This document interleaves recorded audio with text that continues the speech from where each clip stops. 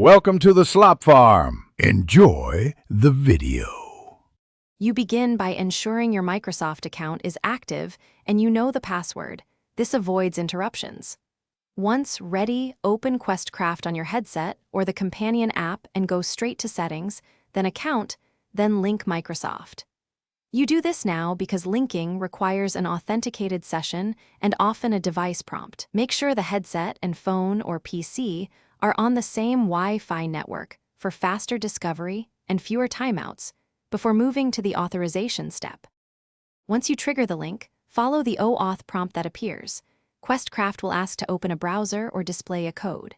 If you get a code, go to the shown URL on your phone or PC, enter it, and sign into Microsoft. Alternatively, scan the QR code with your device. Either method grants the same permissions.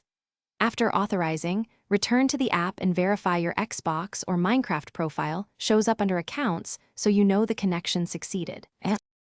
Finish by restarting Questcraft so the new link fully registers and cloud saves sync. This also refreshes permissions for purchases and friends. Make sure your in-game purchases, skins, and friends list appear. If they do, you're done. If the link fails, try signing out of Microsoft on all devices, clear the app cache, and attempt linking again. Region mismatches or cached sessions often block OAuth.